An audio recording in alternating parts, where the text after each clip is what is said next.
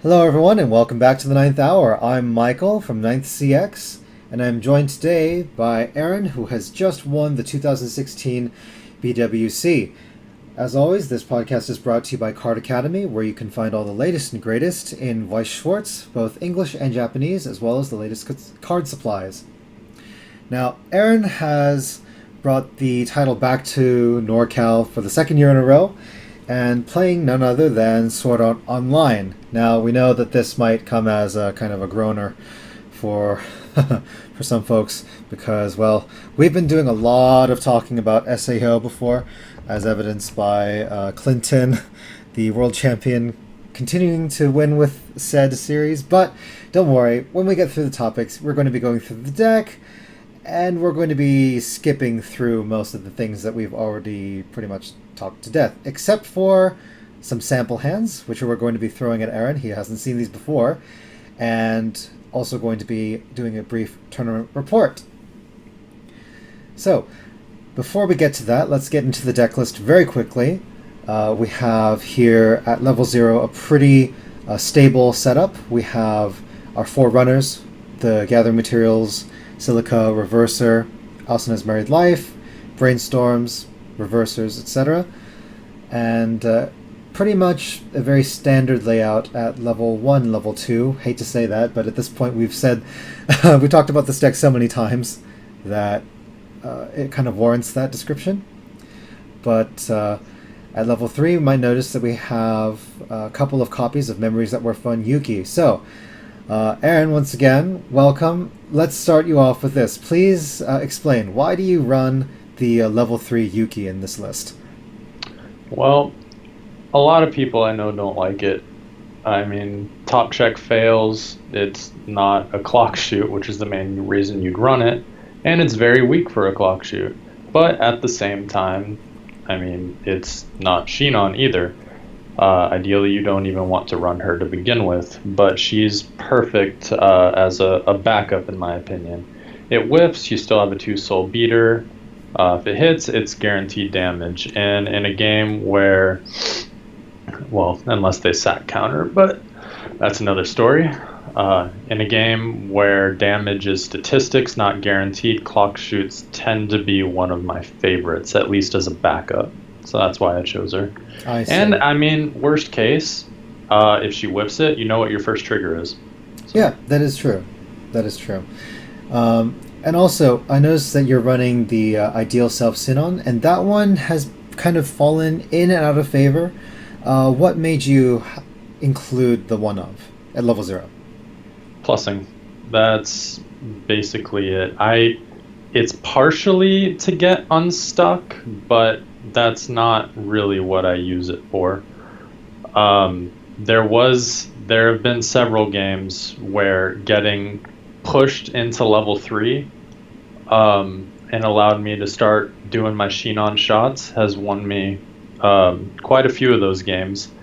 And if I'm just lacking in the Shinon department because I've been searching other things with Yuki, like the early play Kirito and whatnot, it's just guaranteed Shinon. It's perfect for that 7 stock, and you need 6 to double shot, so that's why it's there. All right. Seems good.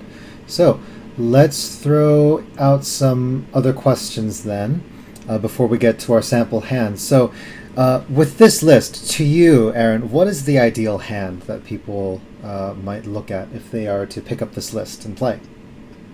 I think that varies greatly on the set that you're going up against. For example, if you're going against English's Unrestricted Kantai, where you're almost guaranteed to see Hibiki turn 1, you need the clock shoot Yuki, or clock bomb. Like, there's just no question about that. Other than that, if you're going first, and hell, even if you're going second, you definitely want at least one Kirito runner and one Asuna's Married Life, which in my opinion is the best card in the deck next to Last Shot. So I guess my ideal starting hand, to be honest, unless I'm playing against anti-runners like Kotori from Love Live, which I ran into way more times than I wanted to, I would say Kirito, Asuna's married life, 2 Yukis, and her climax. All right. Well, seems pretty good. I think we've already dealt with the why. So, would you want to see any combinations of these cards before or after a mulligan? I would like to start with that because, well, I mean, the further I don't want to cancel too much. I know this sounds weird, but if you mill too fast and your climaxes are at the bottom, you'll be I've refreshed at low level 1, and yeah, that's nice, but I really want to get that early play Kirito off at 2-0 if possible. Right, so it's almost like you want to control the amount of damage that you take over the next 2 levels as opposed to just 1, so that you can actually stick the early play as opposed to doing it too early, because I know that many other sets would just, be green with envy if they could refresh with 7 or 8 at early level 1. Yeah. But I mean, if you can't get the early play Kirito off in that situation, it's great as clock fodder. That's true. So, would you say that the best hand might contain one of the gold bars, or, and I'm asking this kind of as a variation of, is it a clean draw? Because, a clean draw, as we might want to think of, is kind of one where we don't see any climaxes. But in the case of this deck, we have, a gold bar climax combo that we want to play at level 1. So, do you think that the ideal hand could still be good if it had one of the gold bars in it, or do you think it's better if it doesn't have it? I think it's better if it does. You've got a runner to sustain field, again, unless you're playing against anti-runners. And this deck wants to soul rush. I found in almost every single one of my games, I was just outpacing them without even the need for Shinon in some cases, because I was constantly playing climaxes. And that's what gold bar is there for. Constantly soul rushing.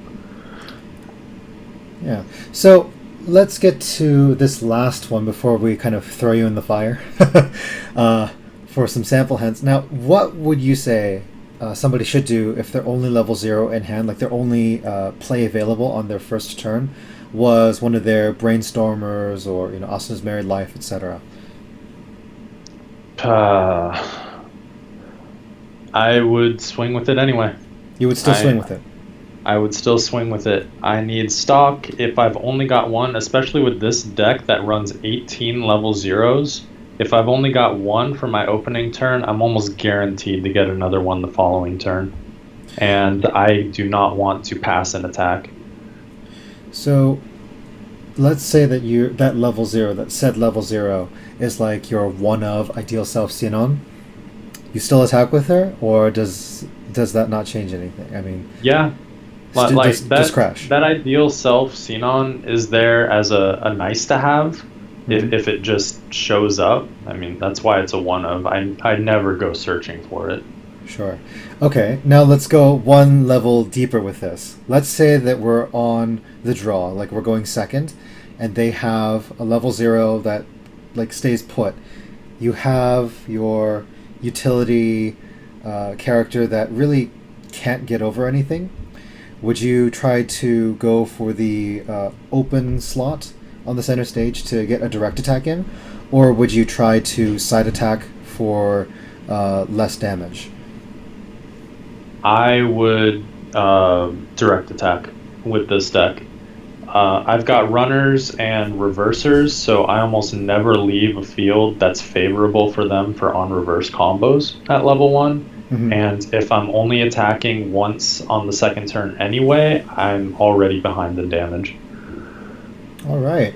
So let's get into our first sample hand.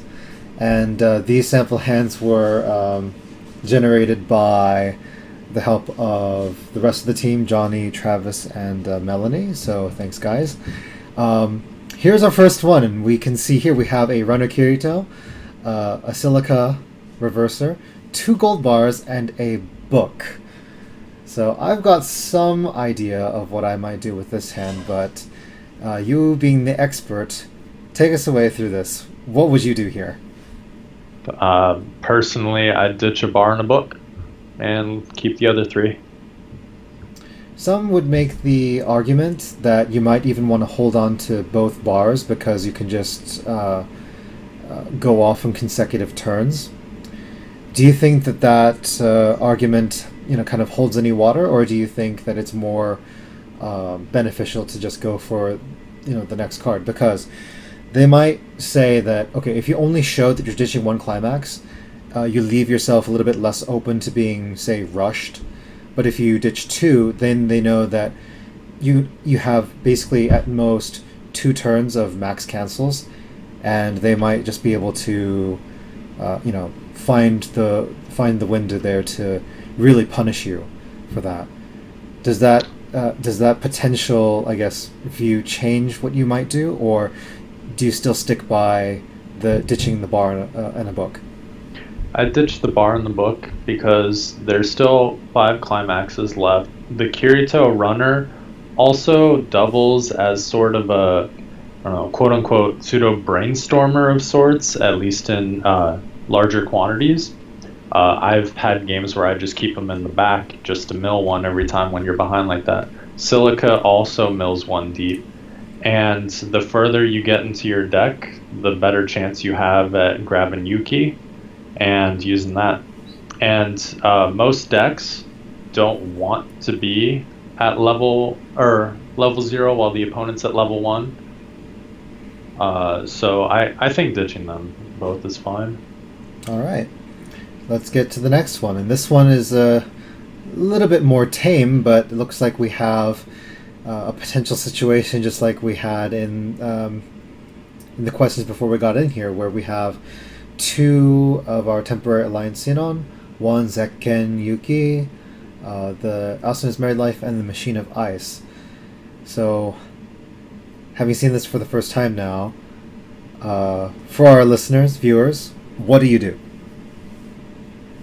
Well, I've had almost this exact same hand several times actually, except the Machine of Ice was last shot. I get greedy here. I keep Zekken and Asuna and ditch the other 3, hoping that I get out of my other level 7 or 17 level 0s, I pull something so I don't have to attack with Asuna. Now, I personally agree with that, because obviously Zekken is really valuable to have, and because this deck does not have any way of salvaging things, it would seem kind of almost nuts to just let her go here. But there's another, I guess, possible perspective to take away from this hand, in that what if you just ditch the Machine of Ice and 1 of the temporary alliance? Because some people's styles basically say that you leave that 1 card that you guarantee yourself to clock when you draw. And if you could consider this, right? In your opening draw, more often than not, I mean, barely though, you will see a climax within your first set of draws, as in after you've mulliganed, drawn, clocked, and then drawn again. Do you think that it might be reasonable to keep 1 of those level 1s, or even the Machine of Ice in hand to clock, guaranteed, or would you rather just have the 3 blanks? I'd rather have the 3 blanks. I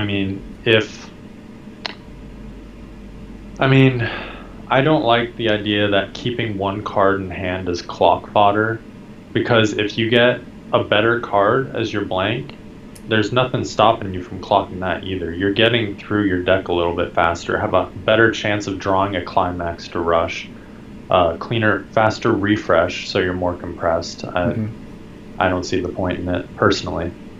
Well, I think it could just be a stylistic choice. It could be a comfort choice, really, because also by drawing that extra card off of ditching all 3, you could potentially draw multiple climaxes.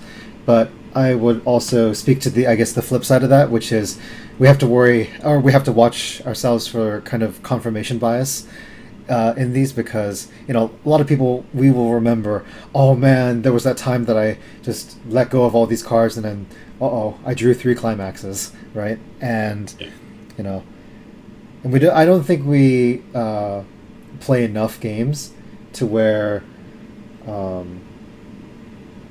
we can like say uniformly across the board, please, always do this way, or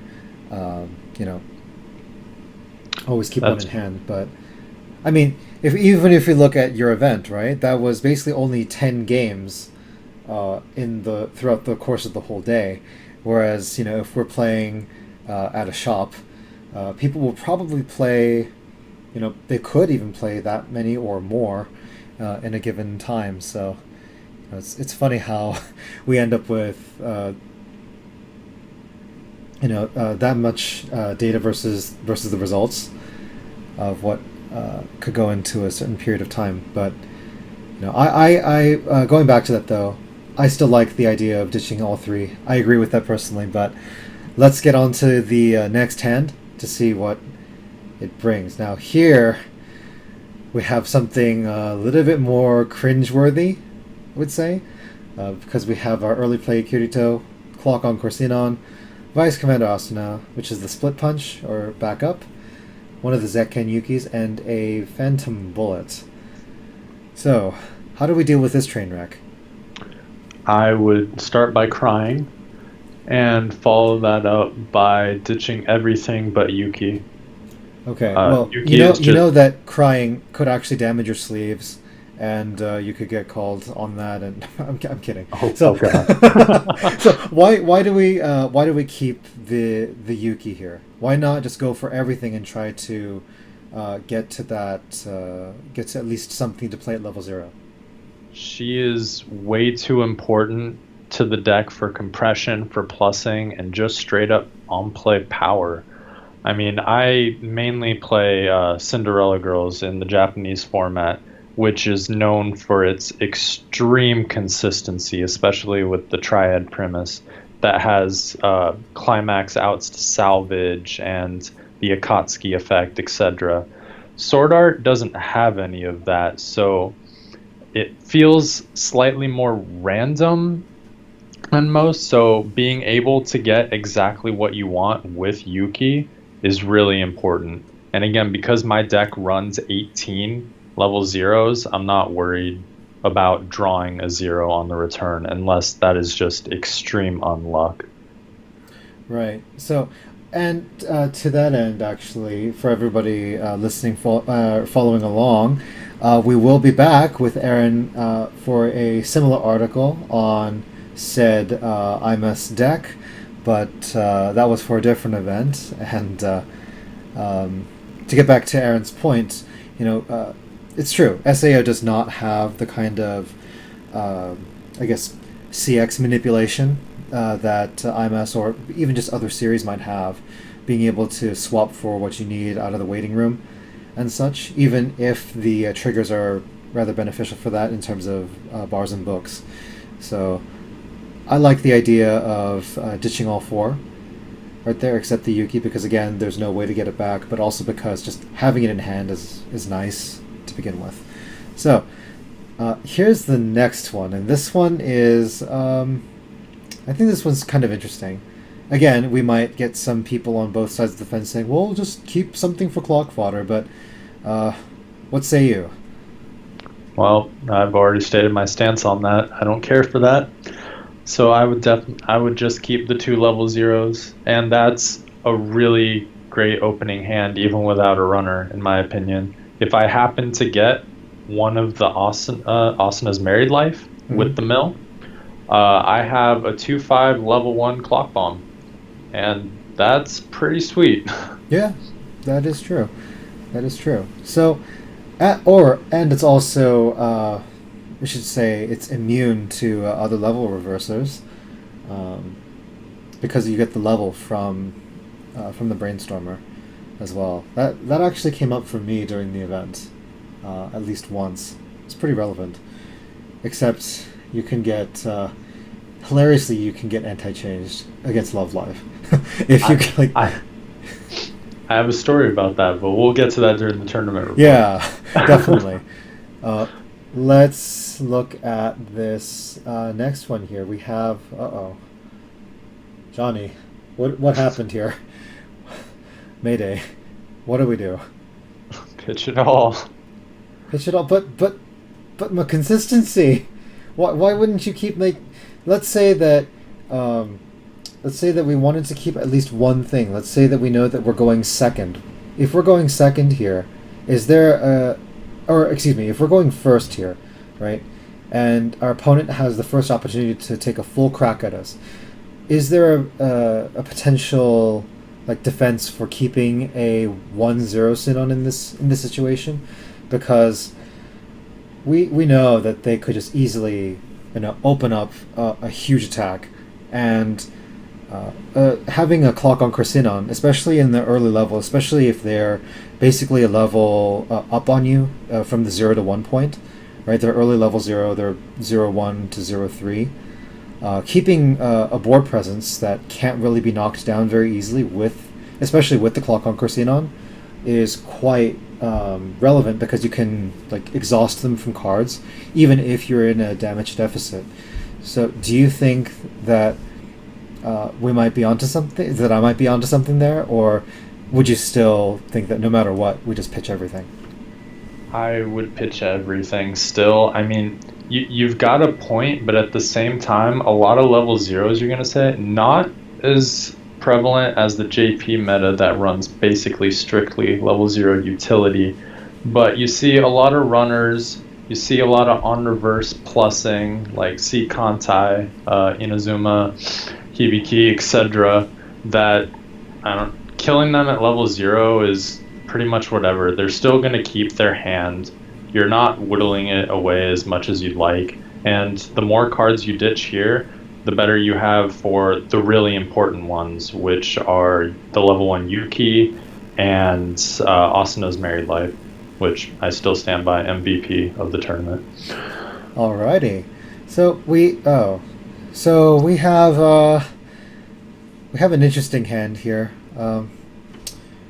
Wanted to see, what would you do with something like this? I mean, I asked the guys to for their opinions on. Okay, let's get some like really interesting or tricky hands here. Like for the other ones, I think we can agree that they're for the most part cut and dry with maybe a few stylistic differences, but this is something else, right? What would you do on the play or on the draw, or basically going first or second, and why? Because I looked at this and I still can't decide what I would do. Yeah, that's a really tough one. If I were going second, I would probably... depends. If I'm going against Kantai, I would keep 1 Silica and 2 Yukis. Right, but we don't know that at this point, right? I mean, if we have the luxury of knowing what our opponent is playing and we so happen to see this hand, it gives us a lot of information, or it gives us a big indication as to what we might keep. But, I mean, we can't really rely on that nor advertise that as like a legitimate,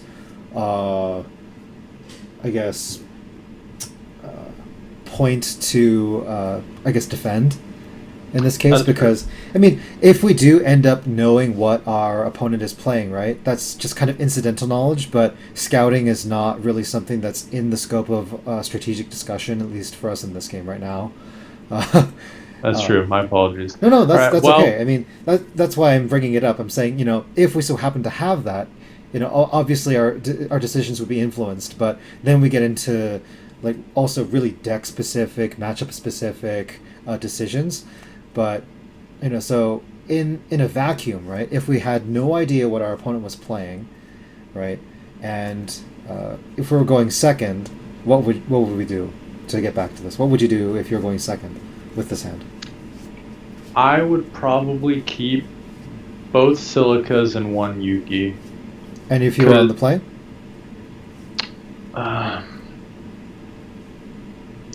Probably one Silica and one Yuki. Okay, now that's interesting. So let's talk this out because I also, I mean, I share the same thoughts about going second. I think I would also keep two reversers, or excuse me, two silicas. They're all reversers, right? Two silicas and a Yuki because our opponent will most likely clock themselves on the first turn, which will make the Yuki live. And if we're going first, you say you keep just one Silica and one Yuki, right? Yep. Why? Well, you can afford to be more greedy if you're going first because you only get one attack. So I don't need as many beaters out there. And in either case, only one Yuki is really necessary because no matter what you get, unless you get 3 more climaxes, she's got hand core, which has saved me so many times, which Sure. I think is really important. Yeah, that is. So I'd like to challenge you on this going first thing, Okay. because I would think. I mean, this is just my kind of knee-jerk reaction. I think my instinctive play would just be to keep 2 Silicas and 1 Yuki here, and I'll ditch the other 2. The reason being, and I think my line of thought goes like something like this. Being able to like scan the top of my deck and filter through with 2 Silicas is going to give me a lot more options. I feel it's going to let me dig through an extra card, as opposed to ditching one. I mean, it's functionally going to be the same thing because I'm going to be digging one card deeper. But the thing is, that card that I see, if I play the Silica as opposed to ditching it, is not going to be a climax. Because if I ditch one, that gives me another blank card, which could be a climax, but it couldn't be at the same time. But if it's a Silica, it's definitely not going to be. Now, because of the way this deck's climaxes are set up, if you flip a bar, okay, it's going into your hand anyway, but at least you get some information out of that as well. And you can filter through the rest of the deck at least one clean card deeper. Am I crazy, or Well, do you think that might be that a defensible? I guess that's okay, but if you just straight up pitch her instead, that's one less card that your opponent doesn't know about as well. It's going straight into your hand. That's true. So you would say that there's a like an upside to concealing that information. That and I just value getting Asana's married life and Yuki as fast as I can. I have no way to quickly go through. Even if I happen to get a brainstorm, I prefer not to use that stock to search. I need the stock for the end game, so I don't know. I'd just rather mill as hard as I can for the core cards before the game even starts. And having a level 0 clock bomb with hand on core makes it so I can do that without worry about what I draw with the mill. All right. And our last one, I think, is I'm gonna have to have a word with everybody about this because no, I'm kidding. This one was one that I made, and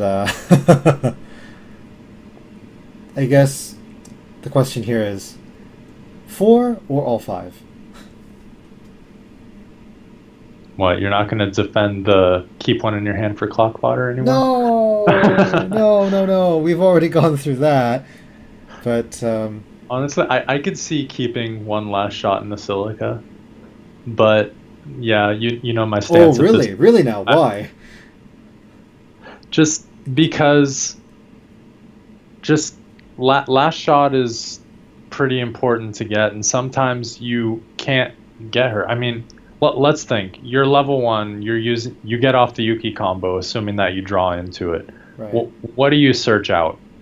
Usually, I grab at least one Shinon during my Yuki plussing, Mhm. and if there's no Shinon in deck, as seen by all 4 copies in your starting hand, that's a problem, and then you're going to have to rely on either drawing into it, whether it's clocking or Kirito after the refresh, or brainstorming, which I don't want to use stock to do that. unless it turns out I have one extra. I see. So you would actually ditch only 3 of the last No, shots. I'd probably still ditch all 4, but I could see the reasoning why you might keep one. Right. Because we don't know what the next draw is going to be, or even how the rest of the game might unfold, and we may never get one in hand. So, if you so happen to, I guess, win the lottery of drawing all 4, right? it could be. It could be defensible. That could be worse. That could be 4 books. Oh, there's a reason that we didn't do that, because at that point it's kind of like, well, if this was CG, I'm still okay with this. Oh, of course. Art can't recover from that. But we're talking about this deck here, and if you have 4 books, how many do you ditch? Let's say that we have something unreasonable, right? We have 1 last shot and 4 books. How many cards do we ditch? Which ones and why? Just as a little bonus here. I'm sorry. Wait. Do we still have the silica? No, we only have 4 books and a last shot Xenon. What did we ditch? Last shot. Yep. What did we ditch and why?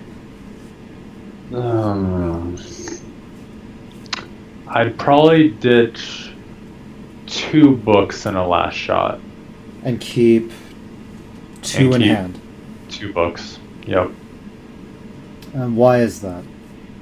I don't want to give away 2 that, like, if I ditch 3 or even all 4 climaxes, then I'm definitely getting rushed, no matter what. If I ditch 2, I feel like the other person would still be kind of wary.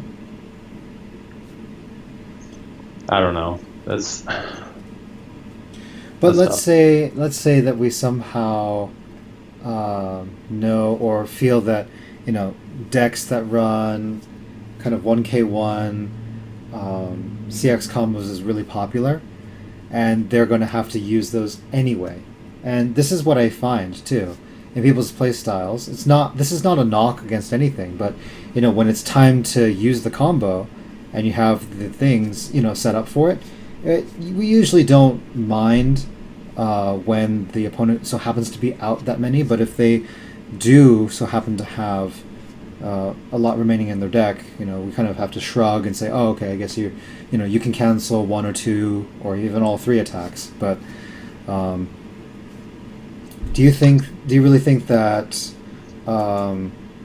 they would kind of rush you down from level 0 if they saw 4 out? Or because the idea behind that is it's a huge risk, right? It's a very big gambit to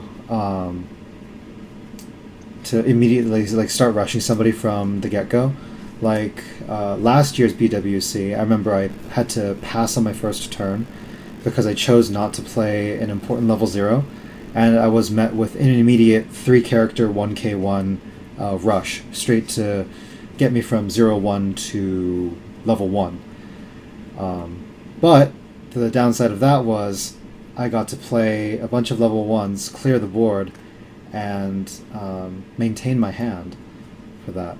So, with that in mind, do you think that even if you ditched 4, that they would still do something similar to that? And I'm not saying that the play was bad. I'm just saying that I don't know how often or how much other players might be incentivized to do that. At the same time, you're taking a risk at what 4 cards you're drawing back, but I do see your point, because if they tri-field, they're -3, and if you don't play a climax too, they're probably still stuck at level 0 and not going to have much to play. So it does kind of snowball from there. I mean, everyone who's got stuck at 0-5 can probably attest to how bad it feels to be going up against level 1s with like 1 utility card in hand for 0. Yeah, because then they go off, and then suddenly you're at like 1-4. You have to clock to 1-5, and like you end up being half or even a whole turn behind in terms of damage, tempo, and cards. So, yeah. Oh, I know that feeling too. And I mean, Worst case too, if they try not to rush you, you can still keep them pretty low by siding against their zeros, trying to keep trying to wait out until the level 1 game as much as you can too. Yep. So they don't rush you with that 1k1 combo. All right, so let's move on to the, I guess, kind of the report. So, since there were 230 something players, there were 7 rounds of Swiss. You played against Idolmaster a number of times, I'm seeing here, but as we know, the top 8 was there was a lot of Love Live in the top 8. But going back to just seeing what was in the Swiss here, what do you think was the luckiest start you had against a particular opponent? Luckiest start. That would probably be the Kantai matchup. Because I had the level 1 Clock Bomb Yuki in hand. Oh. That was very important because he did run Hibiki turn 2, I believe, and he never got one into memory. Wow. Seems pretty good. So, obviously, with this, we know that you went 10-0 on the day. But I still wanted to ask, what was your unluckiest start to a game, and how did you manage to, claw your way back in? That would be, without a doubt, round 6, playing Mono Blue Titans. Now, I had a rough idea what he was playing based on Matt and everything. And, I mean, I know it's not necessarily scouting, you just got to rep your deck, Sure. So, we start the game, I draw, and my hand is just absolute garbage. I think I had 2 or 3 climaxes, no level 0s or anything. I'm pretty sure I ditched it all. And when I heard him say keep, I knew I was screwed. Oh, jeez. I knew it was going to be a very bad hands with a terrible matchup. Yes. In my opinion, Mono Blue Titans is not great. Not great at all. All it takes is 1 anti-change counter, and the deck is just destroyed at level 2. But guess what? Sword Art does not have an anti-change counter. Nope.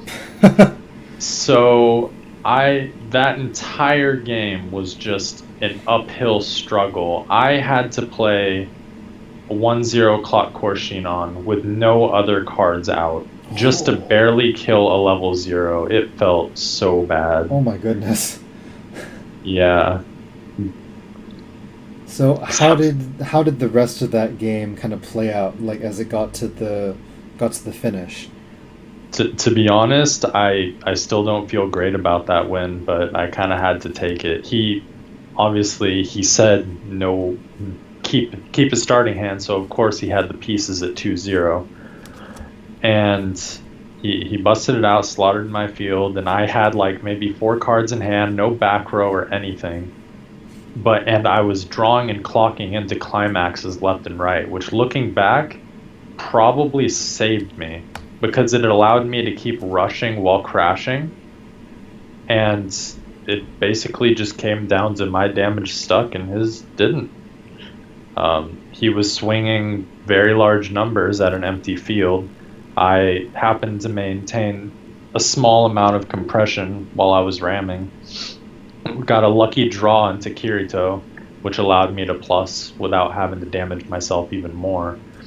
And yeah. All right. So you had to play against kind of the mirror match in the quarters? Yes.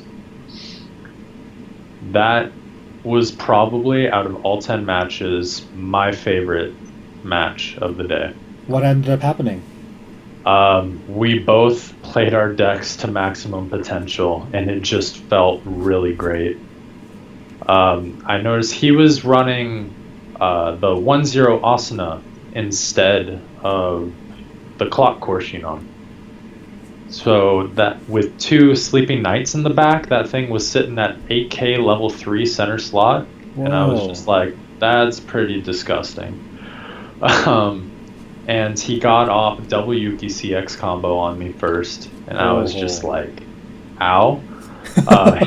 He got to search all of his good stuff, and to be honest, my hand wasn't fantastic at that point, but I drew into a Yuki the turn before, and I Ooh. clocked into Yuki and her climax, Whoa.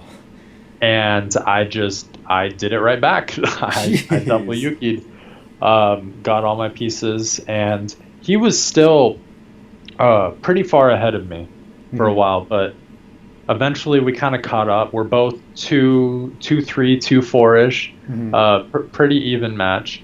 And I noticed I got to the point I had a Sheenon and a Phantom Bullet in my hand.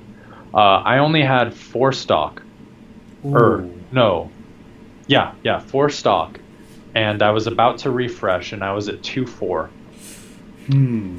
and I was like, do I last shot now, or do I wait? And I've learned with a lot of playtesting with this deck, even if you don't get value from not getting a heal off, you need to last shot when you can.